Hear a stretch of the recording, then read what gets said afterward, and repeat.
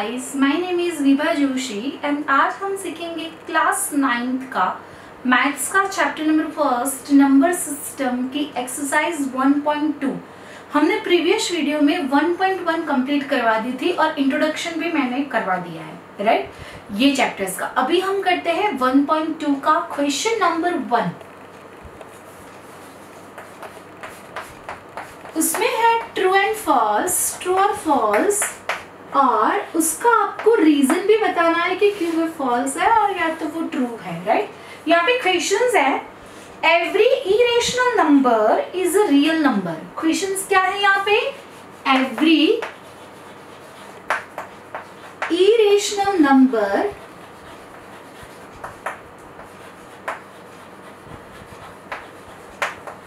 Is a real number. Question है हमारा, every irrational number is a real number, वो true है या फॉल्स है?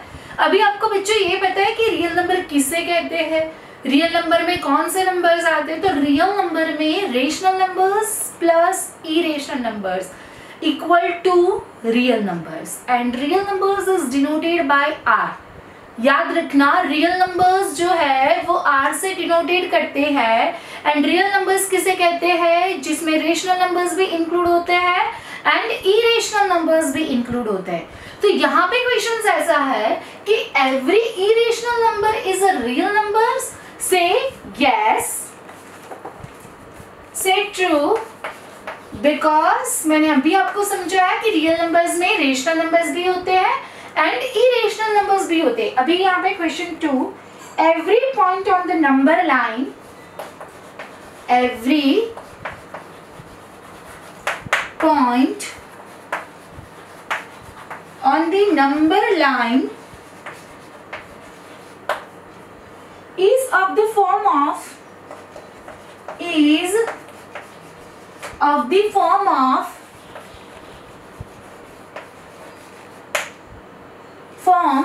form where m is a natural number। यहाँ पे क्वेश्चन समझना बहुत ही इंपॉर्टेंट क्वेश्चंस है और इंटरेस्टिंग क्वेश्चंस भी है। यहाँ पे क्वेश्चन में ऐसा पूछा गया है कि आप जो नंबर लाइन ड्रॉ करते हो तो वो नंबर लाइन पे सिर्फ नेचुरल नंबर्स भी सिर्फ नेचुरल नंबर ही होते हैं, उसको ही तुम पॉइंट आउट कर सकते हो? तो से नो, बिकॉज नंबर लाइन अगर हम ड्रॉ करते हैं यहाँ पे तो जीरो पॉजिटिव भी आएंगे देन नेगेटिव भी आएंगे, राइट। तो इस सब नंबर्स को इंटीजर्स कहते हैं। इसको क्या करते हैं? कहते हैं इंटीजर्स। तो यहाँ पे इवन रेशनल नंबर्स भी आते हैं। इन दोनों के बीच में रेशनल नंबर कौन कौन से हैं वो मैंने 1.1 जो एक्सरसाइज आपको करवाई थी उसमें मैंने समझाया था। तो यहाँ पे जो नंबर लाइन है इसमें सिर्फ रेशनल नेचुरल नंबर्स नहीं आते हैं, उसमें नेगेटिव नंबर्स भी आते हैं। इसके लिए इसका आंसर आएगा false. Then third, every real number is an irrational number. Every real number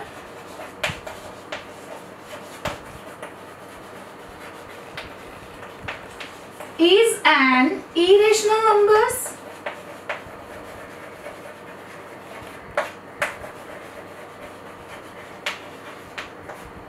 तो यहाँ पे समझो बच्चों कि जो इरेशनल नंबर्स है वो रियल नंबर हो सकता है, क्योंकि रियल नंबर्स में rational numbers and irrational numbers दोनों आते हैं।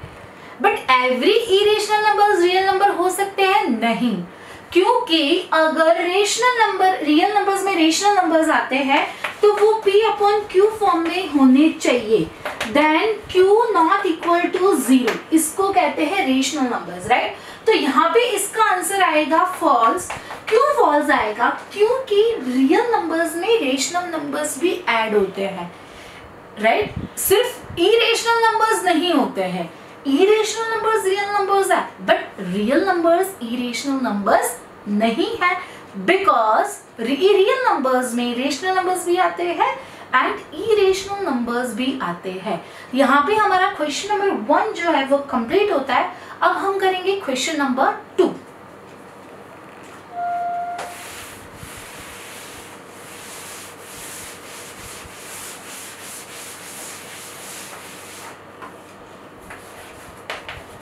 क्वेश्चन नंबर 2, उसमें क्वेश्चंस है, are the square root all positive integers is irrational number? Are the square root of all positive integers वो इरेशनल नंबर्स है? If not, give an example of the square root of a number. यहाँ पे ऐसा है कि सारे जो positive integers है उसका स्क्वायर रूट वो इरेशनल नंबर्स है, तो से no, no, it is not, all the positive integers is not a irrational numbers. No, all the positive integers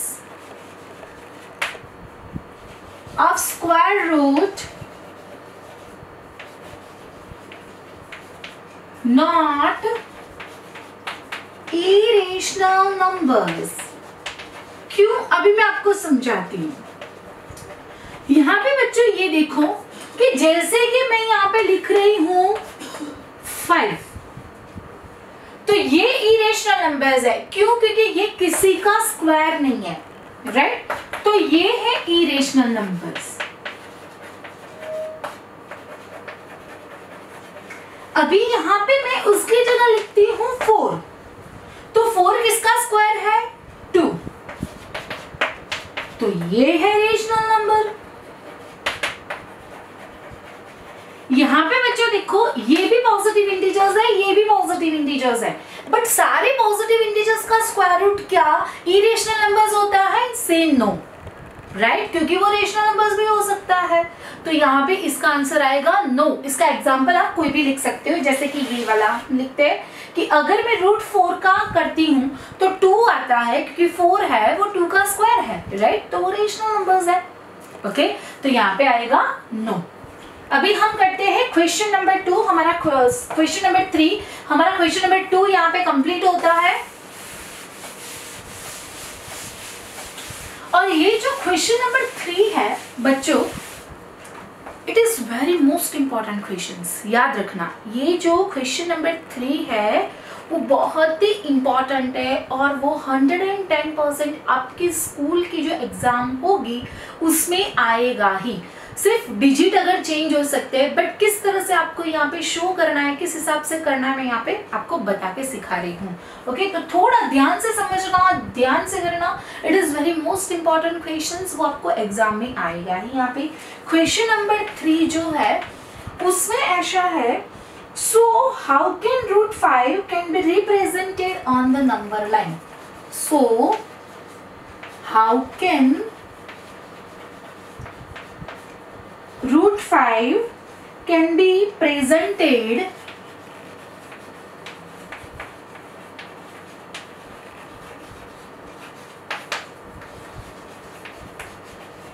on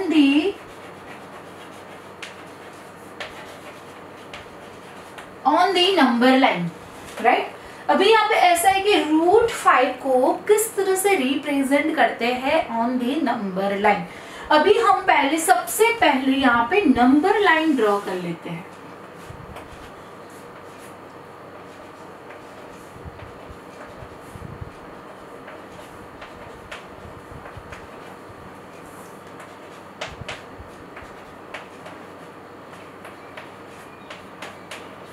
okay, अभी आपको पता है पाइथागोरस थ्योरम, जिसमें the sum of the two sides of square equal to the hypotenuse of the square. यानी कि अगर वो right angle triangle है तो टू साइड्स का जो स्क्वायर है वो हाइपोटेन्यूज स्क्वायर से इक्वल है। वो आपको ये वाले जो है क्वेश्चन नंबर 3 उसमें बहुत ही यूजफुल होने वाला है। अभी किस तरह से हमें रिप्रेजेंट करना है वो देखना है। सबसे पहले हमें रूट 5 को किस तरह से प्रेजेंटेड कर दो नंबर लाइन, उससे पहले हमें सारे करने पड़ेंगे। रूट 2 फिर रूट 3 है, जो भी आंसर आता है उस हिसाब से। यहाँ पे ये जो 1 लिया है 1 यूनिट, इसी तरह से यहाँ पे ऊपर एक 1 यूनिट का बनाना है आपको, ये भी लेना है 1 यूनिट, याद रखना। स्केल से आप मेजरमेंट करोगे, ये लेना है 1 यूनिट और ये है यहाँ पे 1 यूनिट, और इसको हमें ऐसे राइट एंगल ट्रायंगल बनाना है।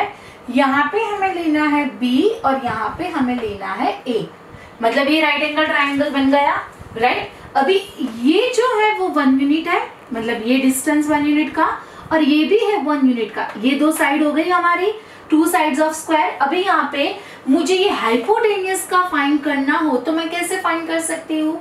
तो अभी किस तरह से फाइंड करना है वो मैं समझा देती हूँ। सबसे पहले हमें लिखना है कि यूजिंग अ पाइथागोरस थ्योरम,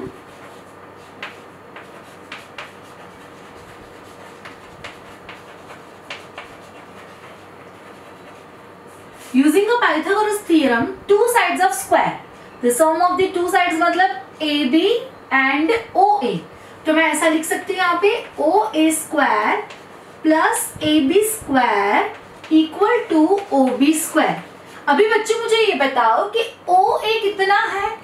1, तो यहाँ पे मैं लिखूंगी 1 का स्क्वायर प्लस 1 का square equal to OB square. 1 का square 1 plus 1 equal to OB square, 1 plus 1 2 equal to OB square, then OB equal to √2। यहाँ पे रूट कैसे आया?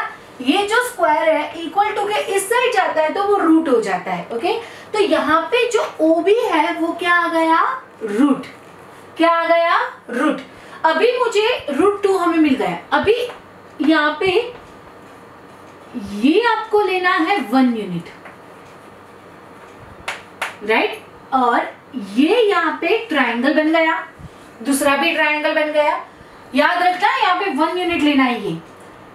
ये दो साइड हमारी मिल गई। यहाँ पे मैं नाम देती हूँ उसको D, ओके, ABD। यहाँ पे देखो 1 यूनिट है, ये ट्रायंगल बन गया, ये हाइपोटेन्यूज है। अभी हम फिर से उसको फाइंड करते हैं। तो OD कैसे फाइंड कर सकते हैं? यहाँ पे कि OB square plus BD square, ये सेकेंड वाला है, इक्वल टू OD स्क्वायर। अभी बच्चों मुझे ये बताओ OB स्क्वायर कितना है? √2। फिर BD स्क्वायर कितना है? 1, वो तो आपको 1 ही लेना है। Then OD square.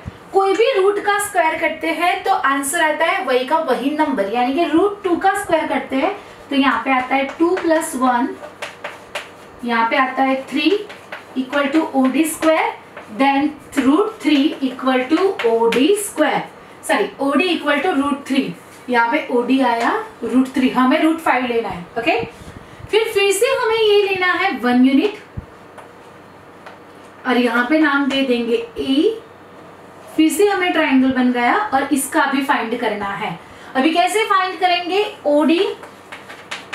OD square plus DE square equal to OE square. OD square दो साइड से लेनी है और इस सबसे जो लॉन्गेस्ट साइड है उसको हाइपोटेन्यूज कहते हैं, ओके। यहाँ पे √3, OD स्क्वायर जो है वो √3 है, प्लस DE जो है वो 1 लेना है इक्वल टू OE स्क्वायर। √3 का स्क्वायर कितना होता है? 3 + 1 equal to OE square. 3 + 1 4 equal to OE square. अभी 4 किसका स्क्वायर है? 2 का, तो equal to OE। OE equal to कितना आया? 2, यहाँ पे आया 2। अभी हमें ये भी 1 यूनिट लेना है और यहाँ पे हम नाम देंगे उसको F और इसको इस तरह से यहाँ पे ज्वाइन कर देंगे। ये 2 यूनिट लिया हमने, ये भी राइट एंगल ट्रायंगल हो गया। अभी हमें करना है OE square plus EF square. यहाँ पे हम करेंगे OE square plus EF square equal to OF square. यहाँ पे 2 का स्क्वायर प्लस 1 का square equal to OF square. 2 का square 4 + 1 equal to OF square, then 5 equal to OF square, then OF equal to √5।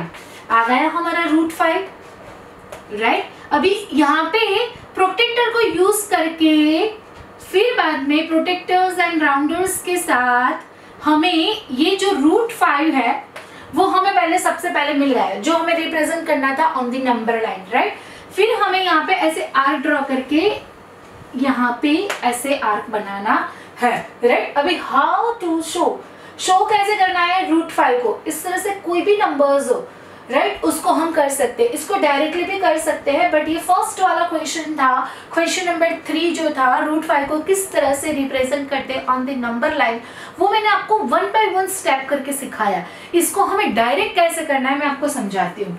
जैसे कि यहाँ पे बच्चों देखो ये √5 है, अभी इसके नियरेस्ट वैल्यू, ऐसी कौन सी नियरेस्ट वैल्यू जो किसी का स्क्वायर होता हो, जैसे कि 4, राइट, वो किसका स्क्वायर होता है, 2 का।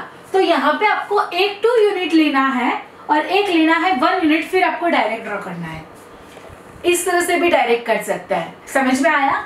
इसका नियरेस्ट है 4 किसका स्क्वायर है कि 2 का, राइट। तो यहाँ पे जो नंबर लाइन ड्रॉ करते हैं, तो यहाँ पे 0, 1 and 2, यहाँ पे 2 यूनिट लेना है, यहाँ पे 1 लेना है, फिर बाद में आपको ऐसे शो करना है। वो डायरेक्टली भी कर सकते हो, राइट, बट फर्स्ट वाला क्वेश्चन था इसलिए मैंने आपको यहाँ पे पूरे मेथड के साथ किस तरह से शो करते हैं उस हिसाब से समझाया। याद रखना पाइथागोरस थ्योरम जो है वो राइट एंगल ट्राइंगल में यूज होता है।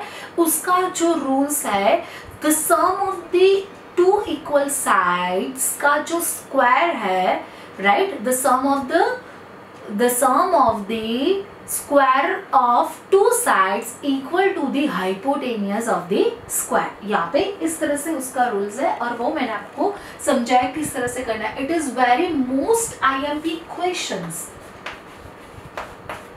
9th स्टैंडर्ड में, ये चैप्टर्स में बहुत ही इंपॉर्टेंट क्वेश्चंस है यहाँ पे, राइट। यहाँ पे हमारी एक्सरसाइज 1.2 जो है वो कंप्लीट होती है। अगर आपको कोई भी डाउट हो तो आप प्लीज़ कमेंट बॉक्स में लिख सकते हो, और अगर आपको मेरा वीडियो अच्छा लगा हो तो please like and subscribe my channel. Thank you, धन्यवाद।